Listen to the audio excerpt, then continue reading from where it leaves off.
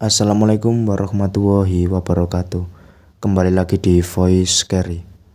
Untuk cerita kali ini adalah part 2 dari cerita teror hantu pabrik. Jika kalian belum nonton yang part 1, silakan kalian tonton terlebih dahulu biar nyambung ke ceritanya. Oke, jika kalian belum support channel ini, silakan kalian support dengan cara kalian subscribe dan aktifkan ikon loncengnya untuk pemberitahuan update video terbaru. Oke, seperti apa ceritanya? Langsung saja kita masuk ke videonya.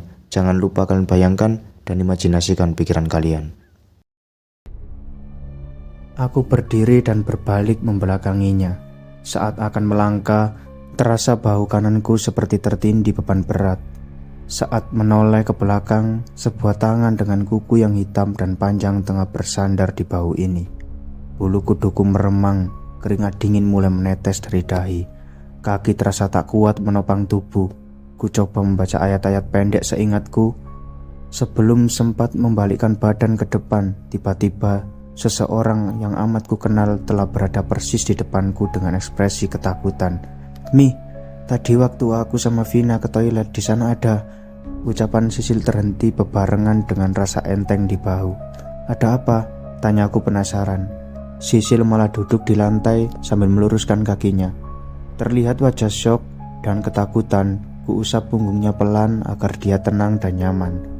Vina duduk di sebelah Sisil, ikut menenangkan sambil menyodorkan air minum. "Vin, ini Sisil, kenapa?" Aku menoleh ke arah Vina. "Gak tahu Mi, tadi aku duluan yang masuk bilik toilet paling depan. Terus Sisil balik sebelahku," jawab Vina sambil mengelap dahinya yang basah. "Aku selesai duluan, terus nunggu di depan wastafel sambil sisiran. Terus ada suara ribut-ribut dari luar dan aku kesana mau lihat sebentar. Baru mau nanya orang yang lewat, Sisil udah keluar dengan muka pucat dan gemeteran," lanjutnya. Setelah mendengar penjelasan dari Vina, aku memilih diam sambil terus memperhatikan Sisil yang menunduk. Bibirnya bergerak seperti sedang melafalkan sesuatu yang tertangkap indera pendengaranku. Suasana semakin tenang karena suara jeritan sudah tak terdengar lagi dan terlihat para karyawati yang kesurupan sudah terbaring dengan tubuh lemas. Masih terdengar suara mengaji dari para leader dan supervisor lain, sementara karyawan dan karyawati yang lain sibuk bersih-bersih dan membereskan kekacauan yang terjadi tadi. Malam ini pun kami tidak bekerja, semua duduk bersama dalam satu ruangan dengan terus mengaji dan berdoa sampai bel pulang berbunyi, berharap tak ada lagi kejadian seperti ini. Selepas sholat subuh, Sisil tertidur pulas sekali. Setelah meminum obat demam yang kubeli semalam di apotik, semalam aku begadang untuk menungguinya yang terus meracau ketika tidur. Sepertinya dia syok dengan kejadian di toilet tadi. Setelah sarapan dan mencuci pakaian, kurebahkan diri di kasur yang bersebelahan dengan kasur Sisil. Tak lama aku pun tidur terlelap. Hari ini aku berangkat kerja sendirian karena Sisil masih demam. Tadi aku berinisiatif untuk meminta tetangga kontrakan yang sedang cuti untuk menengok Sisil dan menemaninya kalau sudah bangun nanti. Bus jemputan berhenti di depanku, yang terkejut karena suara klakson dari Pak Supir. Entah sudah berapa lama bus itu menunggu, aku yang tengah melamun. Dengan senyum sungkan, aku berburu-buru naik ke bus.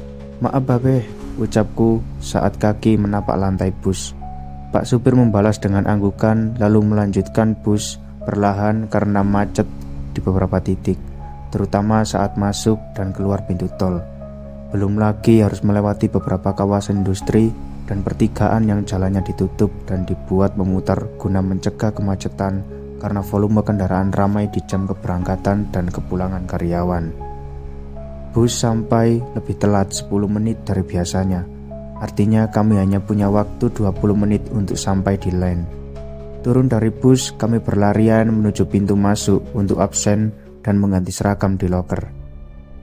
Bel masuk berbunyi. Kami pun sibuk memproduksi barang pesanan pelanggan yang sudah ditargetkan jumlahnya di setiap line.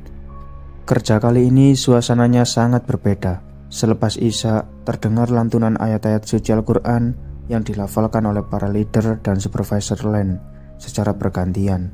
Mereka duduk di line-line paling ujung di sebelah kanan dan kiri.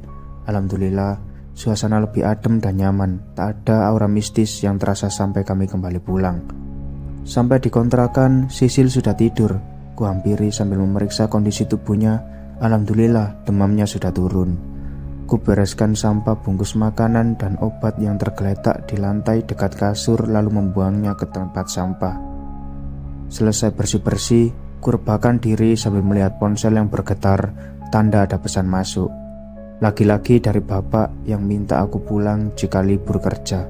Ku balas pesan itu dan berjanji akan pulang Sabtu pagi karena tidak ada lemburan. Tak lama, mata pun terpejam setelah doa tidur ku lafalkan. Sayup-sayup terdengar lantunan azan subuh dari toa masjid yang tak jauh dari sini. Aku bangkit untuk duduk sambil melafalkan doa bangun tidur dan bangkit menuju kamar mandi untuk gosok gigi dan berwudu.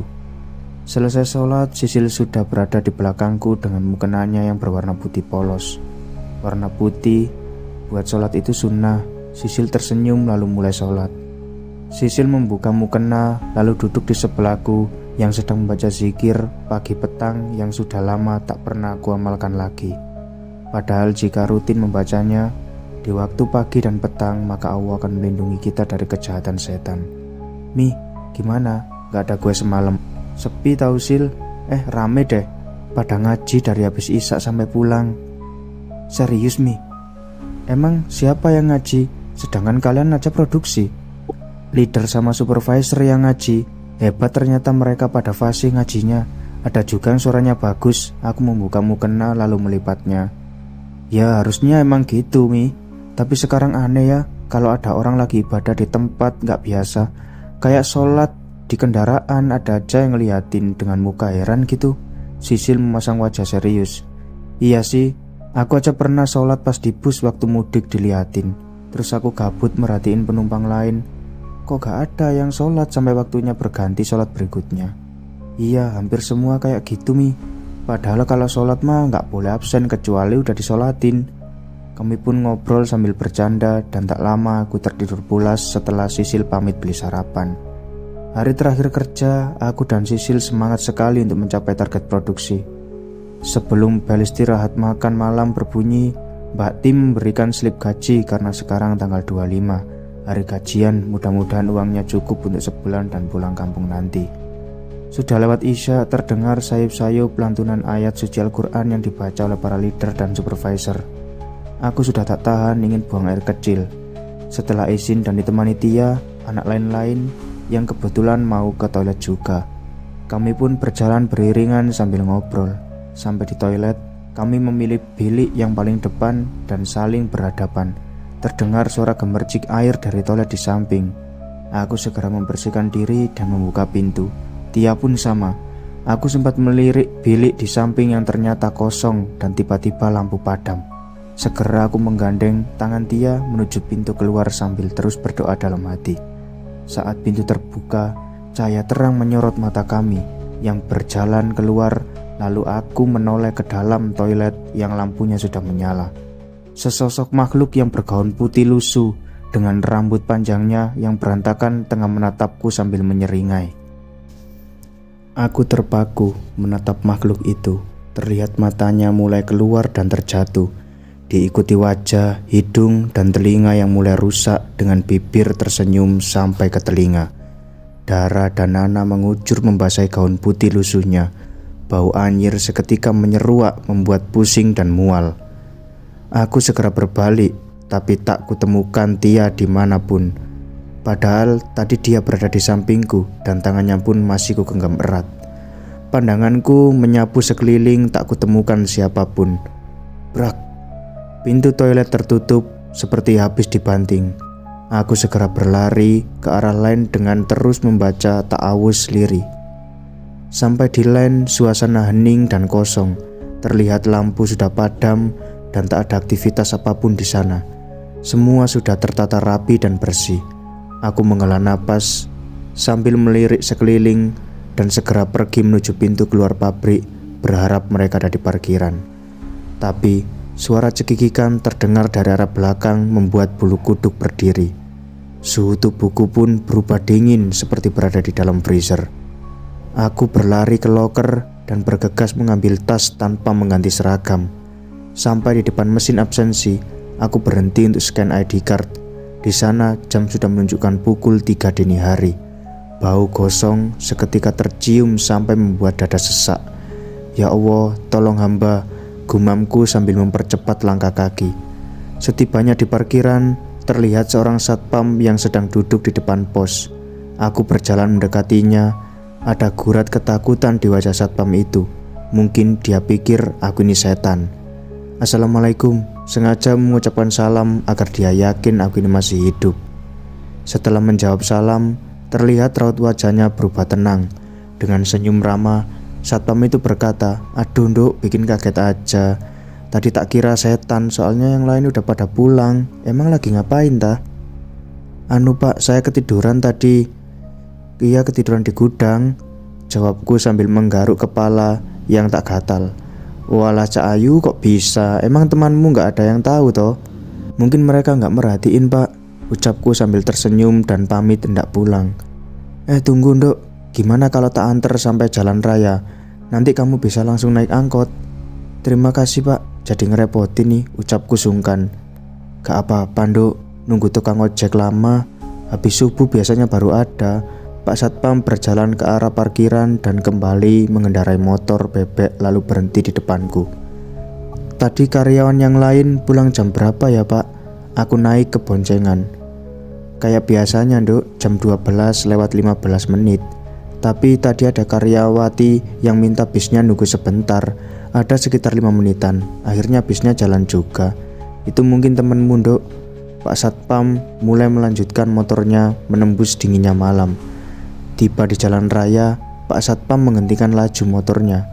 Aku turun dari boncengan dan mengucapkan terima kasih saat Pak Satpam membelokkan motornya kembali ke pabrik. Tak lama, sebuah angkot kota lewat. Ada 3 penumpang di dalamnya. Aku memilih duduk di bangku panjang yang menghadap ke pintu. Angkot melaju sangat lambat seperti siput. Mungkin supir juga sedang menunggu penumpang karena hari masih terlalu pagi. Saat melintasi jalan layang yang dibawahnya merupakan jalan tol, angkot berhenti menunggu penumpang yang sedang menyeberang. Mataku tertuju ke arah jalan tol yang disinari lampu jalanan yang mulai redup. Di pinggir sana, ada orang duduk bersimpu sambil melambaikan tangan. Tapi tak ada satupun kendaraan yang berhenti untuk menolongnya. Sampai akhirnya orang itu menoleh ke arahku. Sorot lampu-lampu mobil yang lewat mulai menerangi seluruh tubuhnya. "Astagfirullah," ucapku sambil menutup mata. Aku tak sanggup lagi melihat kakinya yang sudah remuk. Begitupun wajahnya hancur berdarah-darah. Angkot akhirnya melaju setelah penumpang naik. Aku kembali membuka mata dan tak kutemukan siapapun di bawah sana. Hanya lampu jalanan yang temaram. Angkot berhenti di terminal. Aku segera mencari bus yang akan mengantarku menuju kampung dengan perjalanan selama hampir 4 jam. Sampai di terminal Lewi, aku memilih naik ojek seorang bapak tua yang sepeda motornya sudah butut. Sampai di depan rumah, terlihat bapak sedang duduk di teras sambil membuat sapu lidi. Aku segera berlari setelah memberikan ongkos lebih ke bapak ojek itu. Di depan teras, aku mengucap salam dan meraih tangan bapak yang mulai keriput dan menciumnya, lalu ikut membereskan lidi yang berserakan. Bapak mengajakku masuk rumah. Di dapur terlihat ibu telah menyiapkan berbagai hidangan khas pedesaan yang dipetik dari kebun yang tak seberapa luasnya. Tapi ibu sangat rajin menanaminya dengan sayur dan umbi-umbian. Kucium punggung tangan ibu dan memeluknya erat. Ibu membalas dengan usapan lembut di punggung dan kepalaku. Kasih ibu sepanjang masa. Walau aku sudah besar, ibu tetap menganggapku gadis kecil yang harus selalu disayang. "Mama kangen atuh Neng, kenapa baru pulang sekarang?" Ibu duduk di sebelahku yang tengah meluruskan kaki yang lumayan pegal selama perjalanan. "Lagi banyak lemburan. Lumayan buat tambah-tambah, tapi maaf Mia gak sempet beli oleh-oleh." "Gak apa-apa tuh Neng, udah nyempetin pulang aja, mama tuh udah seneng pisan." Ibu memperhatikan aku dari atas ke bawah seperti orang keheranan. "Neng, mukamu pucet pisan, auranya juga kok kusut ya?" Tangan ibu menyentuh dahiku. Ngantuk mah, baru pulang tadi malam, tidurnya belum puas, jawabku beralasan. Ih bukan itu Neng, beda itu, nanti ikut bapak aja ke rumah Pak Ustadz ya. Ibu melepaskan tangannya dari dahiku. Buat apa ma? Ya nanyain tentang kamu atuh, mama khawatir, ngerasa gak tenang selama kamu di rantau. Makanya minta tolong bapak hubungin biar pulang dulu. Ibu memijit kakiku pelan. Sampai kelupaan mau ngajakin makan bareng. Ayo atuh Neng, mama udah nyiapin menu kesukaan kamu. Itu oseng oncom pakai leunca, ada ubi bakar sama sayur oyong, juga sambal terasi. Aku tersenyum senang dan langsung menuju dapur yang ternyata sudah ada bapak dan Asep, adik lelakiku yang baru duduk di bangku sekolah menengah pertama. Mereka duduk lesehan di atas tikar dari anyaman bambu buatan bapak. Setelah makan sambil ngobrol, aku pamit untuk istirahat karena rasa kantuk sudah tak tertahankan lagi. Sebelum mata terpejam, aku baru ingat untuk mengabari Sisil jika aku sudah berada di kampung agar dia tak khawatir. Tapi tak ada sinyal di sini. Tak apalah, mungkin nanti juga terkirim. Sore hari bapak mengajakku untuk ke Pak Ustadz Arifin, pemilik pesantren dan biasa menangani pasien yang ingin bekam, ruqyah, dan terapi pengobatan lainnya. Beliau belum lama tinggal di desa ini, tepatnya ketika aku sudah sekolah menengah atas. Orang tuanya memang asli sini, tapi beliau dari lulus sekolah dasar sudah mondok di pesantren yang ada di Jawa Tengah. Cita-cita beliau sungguh mulia, ingin mengajak orang lebih mengenal Tuhannya. Jika sudah kenal, maka kita akan paham akan hak dan kewajiban sebagai hamba. Begitu kata bapak saat bercerita tentang Ustadz Arifin. Assalamualaikum, Mia ya? Aduh tambah cantik ya, ucap Bu Esti, ibunya Ustadz Arifin yang langsung menghampiri ketika melihatku turun dari motor. Ku jawab salam beliau sambil mencium punggung tangannya dengan takzim. Waalaikumsalam Bu Esti, Ustadz Arifinnya ada. Bapak mendekati kami setelah memarkirkan motornya di dekat pohon mangga, lalu menangkupkannya kedua telapak tangannya di dada dan dibalas oleh Bu Hesti dengan menangkupkan telapak tangannya di dada juga. Ada pak, mangga tuh, masuk dulu nanti saya panggilkan. Kebetulan Arifinnya libur, para santri juga pada pulang liburan sekolah. Bu Hesti mengajak kami duduk dan segera masuk memanggil anaknya.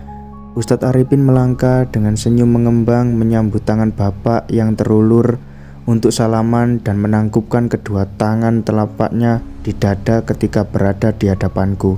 Setelah ngobrol sebentar, Ustadz Arifin memulai melafalkan ayat-ayat ruqyah. Seketika tubuh terasa panas dan rasa mual sudah tak tertahankan. Dengan sigap, bapak membuka kantung kresek hitam dan mengarahkan ke depan mulutku. Isi perut terasa diaduk-aduk dan aku mulai muntah, tapi hanya air yang keluar.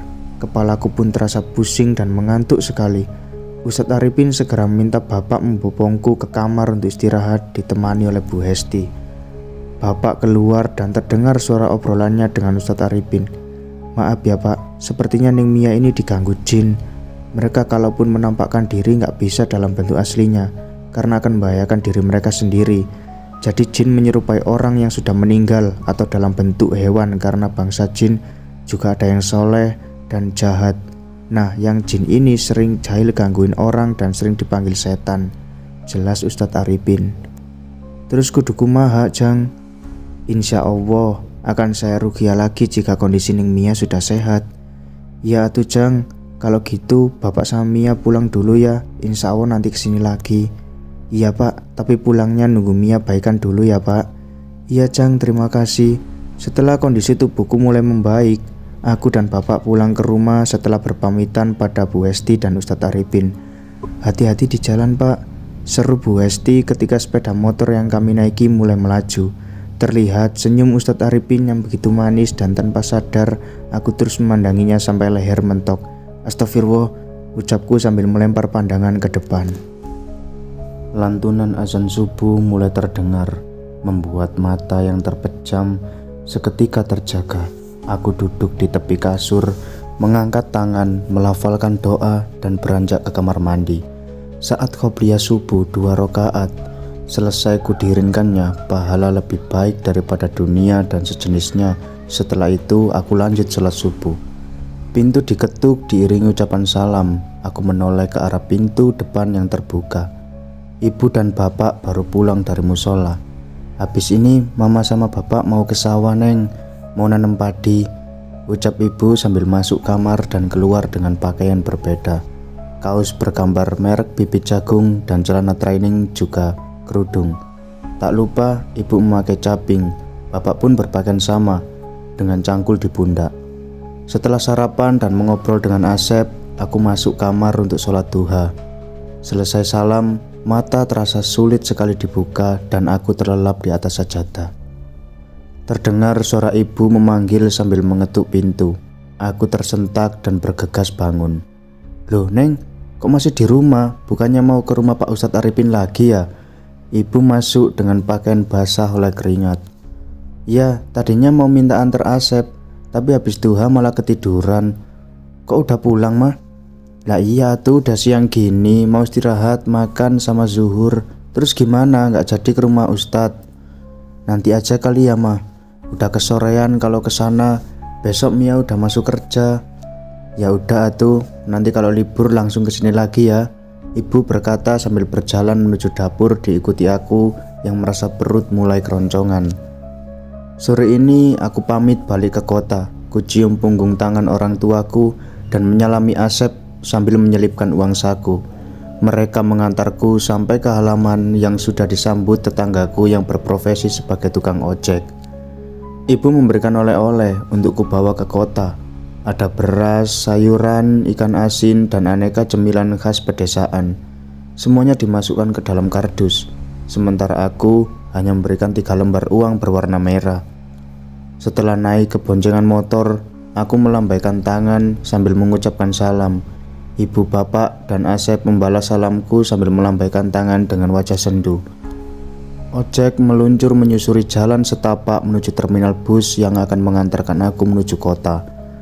Hampir 5 jam perjalanan, tiba juga aku di terminal dan langsung menaiki angkot menuju kontrakan. Sampai di sini sudah dini hari, suasananya juga masih sepi. Aku menyusuri lorong yang lumayan gelap. Suara langkah kaki di belakang semakin lama semakin jelas, seperti orang sedang berlari mengejar sesuatu. Aku menoleh tapi tak ada seorang pun di belakang. Ku percepat langkah agar segera sampai di kontrakan.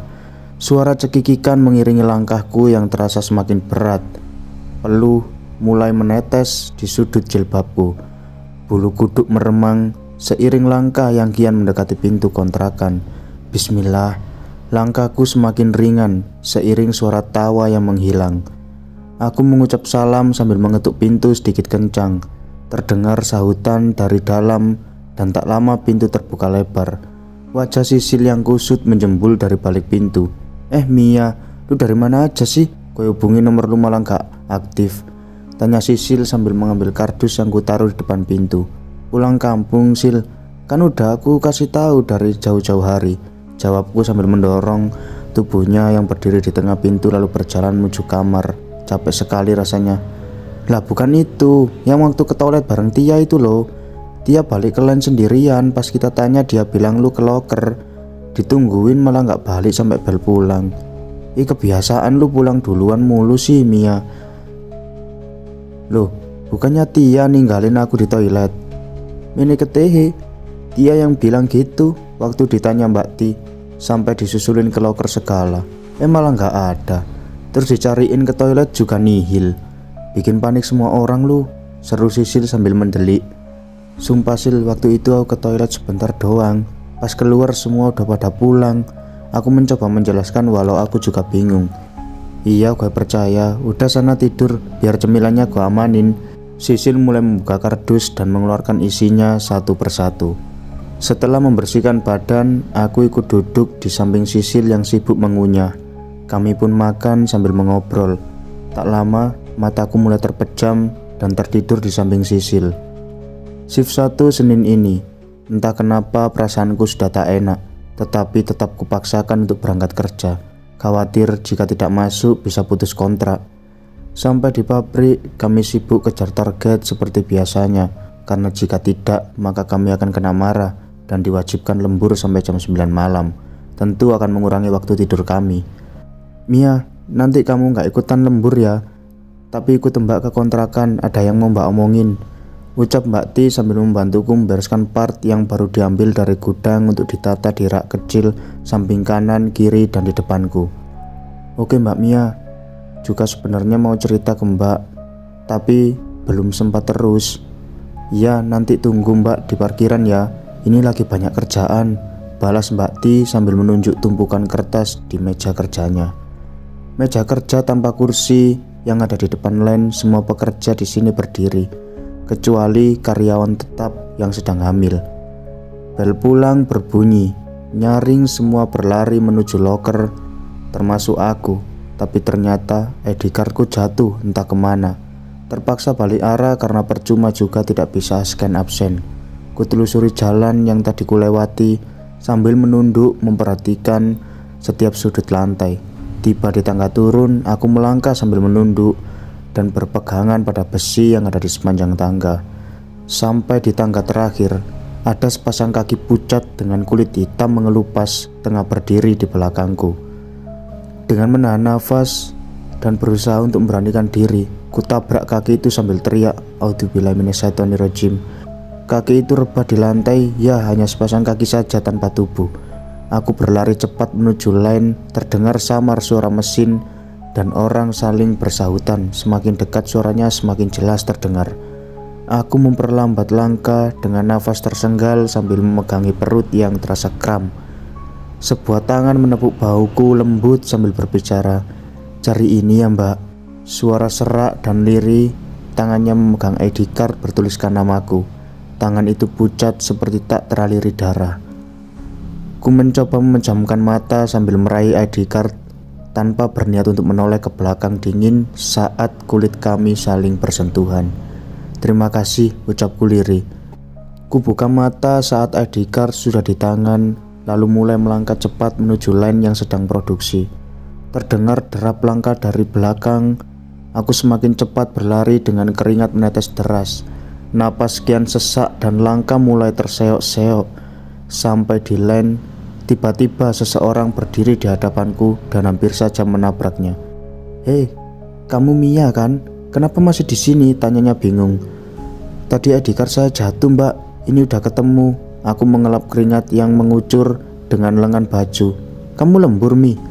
"Enggak Mbak, tadi cuma mau lihat sebentar soalnya tadi kedengaran suara rame, orang ngobrol," ucapku sambil mengatur napas dan melihat ke arah wanita yang bernama Mbak Fuji itu. "Hah? Di mana Mi?" "Di sini. Orang anak-anak lagi pada serius gitu kok," jelas Mbak Fuji sambil menunjuk para karyawan yang tengah sibuk bekerja. Itu temanmu siapa namanya Mi?" tanya Mbak Fuji sambil tersenyum. "Teman?" tanya aku bingung. "Itu loh yang berdiri di belakangmu." "Mbak, aku sendirian loh," bisikku sambil menghampiri Mbak Fuji yang kebingungan dan wajahnya berubah pucat. "Serius Mi?" Aku mengangguk dan mengajak Mbak Fuji masuk ke line. Sampai di line, Mbak Fuji berkata, "Mi, tadi itu beneran loh Mbak lihat." "Aku juga beneran Mbak, cuman sendirian," jawabku sambil melihat jam yang terpasang di dinding. Jarum jamnya menunjukkan pukul 6 sore. "Astagfirullah, bukannya tadi keluar line jam 3, kenapa sekarang sudah jam 6?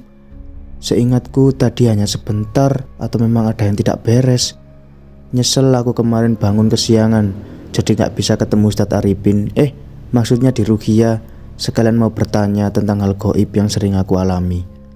Tepukan di bahu menyadarkan dari lamunan. Terdengar suara Mbak Fuji berucap, "Mi, kita istirahat aja dulu yuk. Nanti habis makan kita keluar. Mbak antar kamu pulang ya." Aku mengangguk dan mengikuti langkah Mbak Fuji dan karyawan yang lain menuju kantin karena bel istirahat berbunyi. Ojek pesanan Mbak Fuji sudah menunggu di depan pintu gerbang pabrik. "Makasih ya Mbak," ucapku sambil memeluk Mbak Fuji. "Hati-hati Mi," Mbak Fuji melambaikan tangannya saat aku sudah duduk di jok belakang motor. Mia, dari mana lu? Pulang naik apa? Kok baru sampai udah jam segini? Udah makan belum?" Pintu belum sepenuhnya terbuka, Sisil udah memberondongku dengan pertanyaan. Aku segera masuk disusul Sisil yang sudah menutup dan mengunci pintu. Di lantai ada bekas bungkus makanan dan satu bungkus lagi masih utuh. Aku duduk lalu membuka nasi bungkus yang terselip sendok plastik di karetnya. Dalam sekejap nasi itu telah berpindah ke perut. Ku tengok jam dinding sudah mulai pukul 9. Udah selesai, gua tidur duluan. Mi, besok aja lu cerita. Itu masih ada air hangat di termos. Sisil beranjak dari duduknya dan melangkah mendekati kasur lantai, berbaring lalu tertidur. Selesai membereskan semuanya, aku merebahkan diri di kasur samping Sisil, terlelap hingga subuh menjelang. Mi, kemarin lu kemana? Gua tunggu di loker gak datang-datang, jadi gua tinggal. Oceh Sisil sambil makan keripik singkong yang ku bawa kemarin.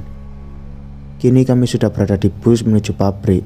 Terdengar suara dering telepon dari dalam tasku. Ku ambil dan tertera nama bapak di layarnya. Assalamualaikum pak, ucapku sambil mengangkat telepon. Waalaikumsalam Mi, bapak sama Ustadz Arifin mau ke sana. Soalnya ada hal penting yang harus diselesaikan demi keselamatan kamu juga. Iya pak, Mia masuk shift 2, malam baru pulang. Bapak naik bus yang tengah malam, mungkin sampai di sini pagi. Oke, nanti turun di terminal aja ya pak. Lanjut naik angkot 39, bilang aja Kang Gapura. Iya Neng, kamu hati-hati, jangan lupa berdoa, mohon keselamatan. Mudah-mudahan Allah senantiasa menjagamu. Amin, ucapku. Tak terasa sudah sampai pabrik. Antrian bus memasuki pintu gerbang yang dijaga satpam mulai melonggar. Bus yang kunaiki berbelok masuk dan berhenti di line bus paling depan. Kami bergegas keluar menuju mesin absensi. Setelah dari loker, kami berduyun-duyun menampaki tangga menuju line produksi. Terasa hawa dingin, lembab, dan tak nyaman ketika kakiku menapaki lantai line. Aku menunduk, di sana ada sesuatu bergerak di bawah sepatuku. Tanpa mau memperhatikan lebih detail, aku segera berlari menarik tangan Sisil yang berjalan pelan di sampingku. Tak kuhiraukan suara lirik orang memanggil dari belakang. Istirahat kali ini, aku dan Sisil memilih ke musola terlebih dahulu untuk mendirikan 3 rakaat sholat maghrib. Aku menaruh mukena di loker musola karena khawatir kejadian menyeramkan itu terulang lagi. Selepas sholat, kami melangkah ke kantin yang sudah terlihat lengang karena karyawan yang lain sudah selesai makan. Setelah mengantri di loker menu, kami milih duduk di deretan kursi dan meja paling dekat dengan minimarket. Alhamdulillah, kami telah pulang ke kontrakan. Aku bersiap baringan tubuh lelah ini setelah sholat isya dan gosok gigi. Ya, kami isya di rumah karena istirahat jam 10 malam yang hanya 10 menit tentu tidak cukup dengan jarak line dan musola yang berjauhan. Kecuali saat stop line karena ada problem keterlambatan pengiriman barang dari vendor atau ada kerusakan mesin produksi. Tak lama mata mulai terpejam dan membawaku ke alam mimpi. Sayup-sayup suara orang minta tolong tertangkap telinga. Suaranya jauh tapi sangat jelas indera pendengaranku. Setelah sadar, mataku terbuka dikit. Terlihat seorang tengah berdiri di samping kasur tempatku berbaring dengan berseragam pabrik. Wajahnya pucat dengan rambut panjang menutupi sebagian wajahnya. Kepalanya miring ke kiri dengan mata yang tinggal putihnya saja. Seperti terhipnotis, aku beranjak dari pembaringan berdiri di sisi kasur dan mengikuti langkah terseok sosok itu menuju keluar dan terus berjalan entah kemana. Saat tiba-tiba tanganku ditarik kuat, lantunan takbir dan lafal ayat Al-Quran bergema di telinga bersaut-sautan, membuat kepala terasa berputar lalu gelap dan aku tak ingat apa-apa lagi. Saat terbangun, hari sudah hampir terang. Sisil duduk sambil terseduh menghadap ke arahku. Alhamdulillah, Neng udah sadar, ucap seseorang yang suaranya amat ku kenal. Tadi bapak sama Neng Sisil udah berusaha buat bangunin, tapi Mia diem aja. Ya udah, bapak jadinya ngaji wae. Sisil diam sambil menatapku sendu. Masih terlihat raut ketakutan dari wajah yang sayu. Mia mau sholat subuh dulu pak. Iya silakan Neng, gak apa-apa. Ruksa ya Ustadz. Ustadz Arifin mengangguk lalu keluar menuju pintu depan. Aku segera membersihkan diri dan berwudu. Ibu yang maksa bapak kesini Mi, perasaannya gak enak mulu kepikiran kamu. Alhamdulillah kita datang tepat waktu. Kamu saat itu udah ada di atas jembatan mau lompat ke kali. Jadi bapak tarik aja. Kamu malah pingsan. Bapak mulai bercerita tentang kejadian semalam yang aku tak ingat. Nanti mah perbanyak ibadah, zikir pagi petang, jangan lewat.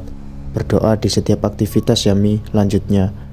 Aku hanya mengangguk, sementara Sisil cuman menunduk sambil memainkan jemarinya.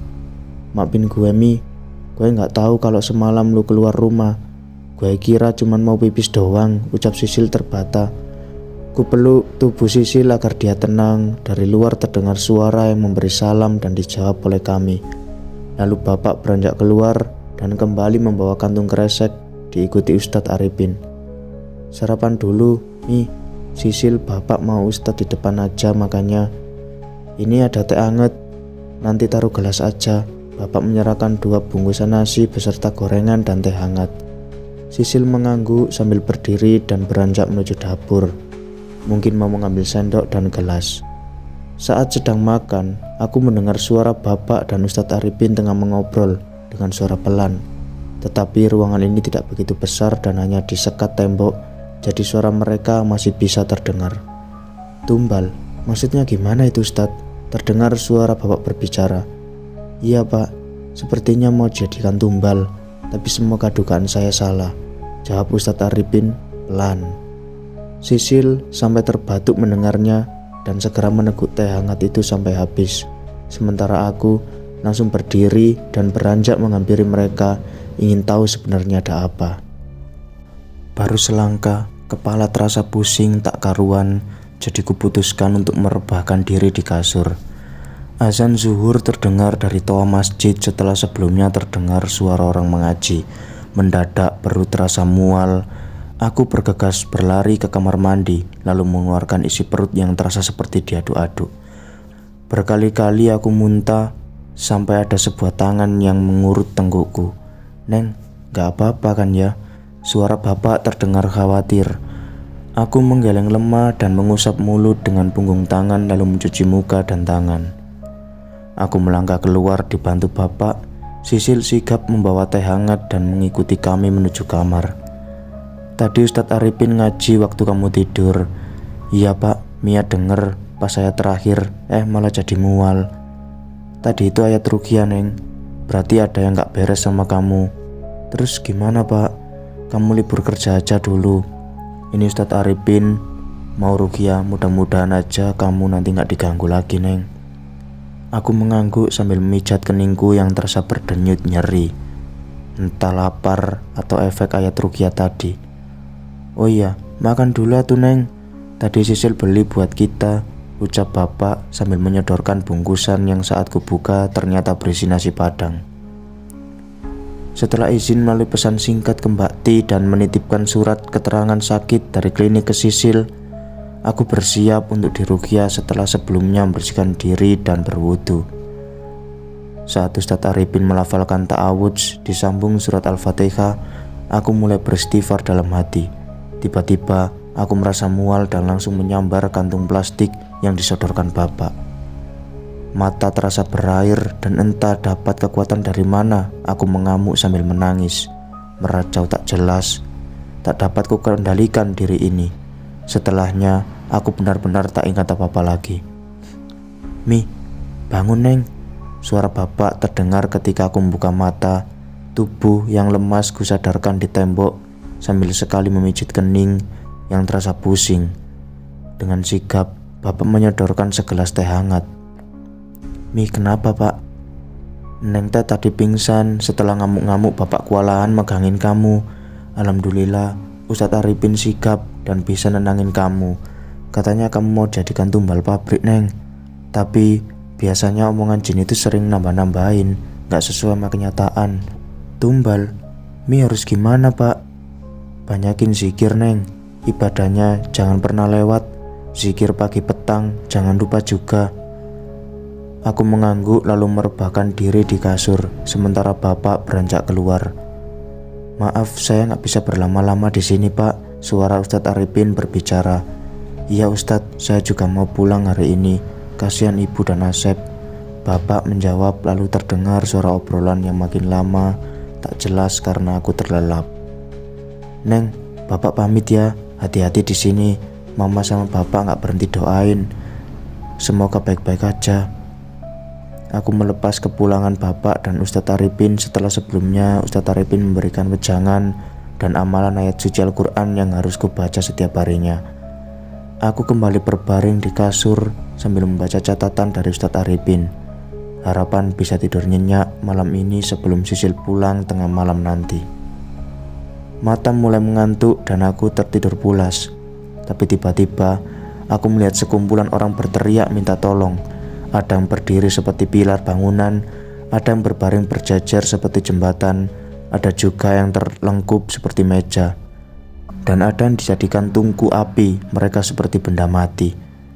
Bunyi lonceng dari kereta kencana membuatku menoleh ke arah jembatan. Kereta itu ditarik oleh 2 kuda berwarna putih, berpenumpang seorang wanita cantik yang memakai mahkota dari emas berkilauan, pakaiannya khas kerajaan. Teriakan kesakitan membahana kalau kereta kencana itu melewati jembatan. Ada sebagian orang yang tubuhnya terluka terlindas ronda kereta. Saat kereta itu semakin mendekat ke arahku, kepala terasa berdenyut kian kencang lalu gelap, tubuhku ambruk ke tanah. Saat membuka mata, ada Sisil duduk di samping dengan membawa sebungkus nasi dan teh hangat. "Makan dulu Mi, tidur pules banget tuh. Tadi gue bangunin tapi diem baik, kayak yang capek banget gitu sampai keringetan." "Iya, makasih Sil." Aku bangun dan duduk di atas kasur sambil membuka bungkusan nasi, melahapnya sampai habis. Rasanya tubuhku letih, seperti habis berlari ratusan kilometer. Tiba di pabrik, Mbak Ti menghampiriku yang sedang sibuk memasang komponen ke produk. Kami mengobrol tentang alasanku tak masuk kerja kemarin. "Kalau gitu, nanti ikut Mbak ke kontrakan ya Mi," pinta Mbak Ti sambil menoleh ke arahku yang sedang melihat ke arahnya. Ada gurat kekhawatiran yang tercetak dari wajahnya. "Iya Mbak."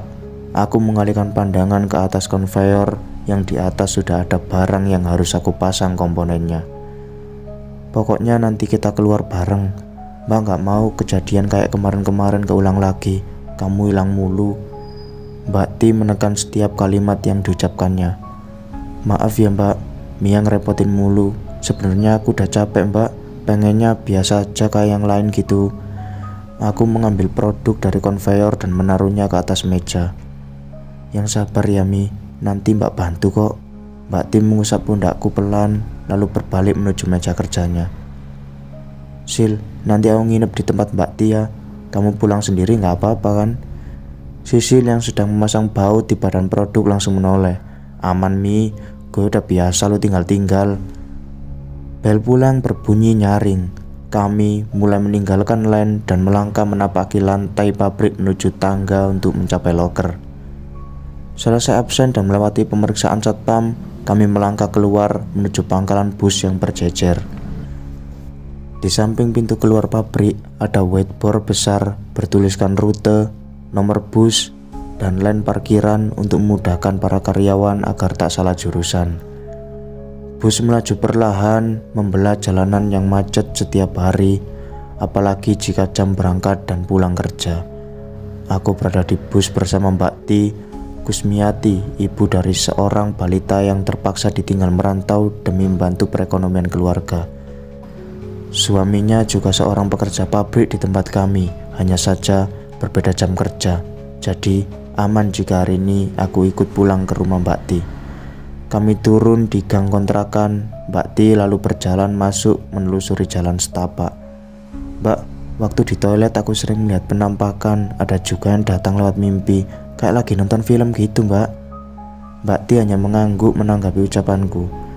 Tiba di rumah bercat hijau, Mbak Ti menghentikan langkahnya lalu mengeluarkan kunci untuk membuka pintu. "Yuk masuk."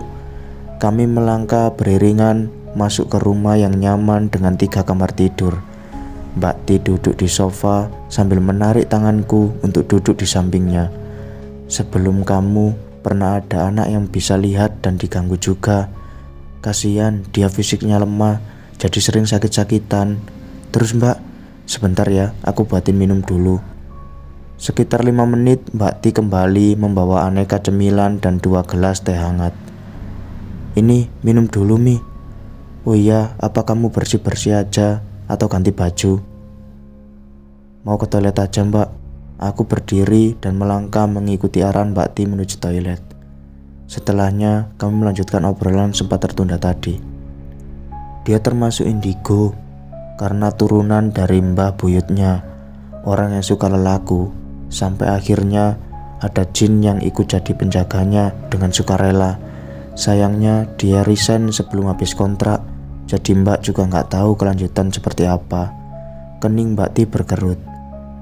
Soal penampakan di loker yang jalannya ngesot itu karyawan di pabrik kita Mbak.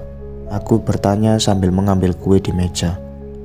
Dulu memang pernah ada karyawati yang kecelakaan saat mau berangkat kerja diantar suaminya. Kakinya terlindas truk kontainer, sempat dirawat di rumah sakit beberapa hari karena kedua kakinya remuk. Gak lama ada kabar jika beliau meninggal di rumah sakit, jelas Mbak Ti sambil menoleh ke arahku. Lalu kenapa dia minta tolong ke aku Mbak? Tanyaku penasaran. Seingat Mbak, dia pernah ikutan beli beberapa produk yang dijual teman di pabrik dengan sistem kredit. Mungkin ada yang belum lunas. Coba nanti Mbak tanya-tanya dulu sama teman yang jualan. Mbak Ti mengambil ponsel yang tergeletak di meja lalu menghidupkannya. Lalu yang kecelakaan di tikungan tol itu? Tanyaku sambil menarik tubuh lebih dekat dengan Mbak Ti karena terlintas kembali gambaran peristiwa kecelakaan itu. Mbak Ti meletakkan ponselnya kembali lalu menyadarkan punggungnya ke sofa. Kalau yang itu kayaknya anak baru Mi. Dia emang gak ikut bis, jadi bawa motor sendiri. Kecelakaan dan langsung meninggal. Mudah-mudahan mereka husnul khotimah. Yang di toilet Mbak? Aku semakin penasaran karena Mbak Ti tahu jawabannya. Memang dulu pernah ada yang meninggal di toilet. Katanya dia hamil di luar nikah dan sering minum obat penggugur kandungan. Tapi entah kenapa kandungannya kuat dan bertahan sampai 9 bulan tanpa ada yang tahu kecuali sahabatnya. Sampai akhirnya melahirkan di toilet saat jam kerja, lalu bayinya dimasukkan ke WC dan dia meninggal karena pendarahan. Kok gak ada yang tahu Mbak? Aku penasaran sekali walau ngeri mendengar penjelasan Mbak Ti. Kami semua saat kejadian itu memang sedang bekerja. Dia pamit setengah jam setelah bel masuk. Ditungguin kok gak balik-balik. Akhirnya semua toilet karyawan digeledah untuk mencarinya, tapi gak ketemu juga. Pas ada orang office yang ke toilet atas yang jarang dipakai karyawan karena lokasinya lebih jauh dari tempat produksi. Karyawan itu melihat darah mengalir di lantai yang berasal dari toilet yang tertutup. Terus dia melapor ke atasan dan akhirnya pintu toilet itu didobrak. Di dalam ada jasad wanita terduduk di depan ember dan jasad bayi di lubang WC. Mbak Ti mengusap sudut matanya yang berembun. Oke, sampai di sini dulu ceritanya. Nantikan lanjutan cerita ini di video berikutnya. Agar tidak ketinggalan, silakan kalian subscribe channel ini dan hidupkan lonceng notifikasinya. Wassalamualaikum warahmatullahi wabarakatuh.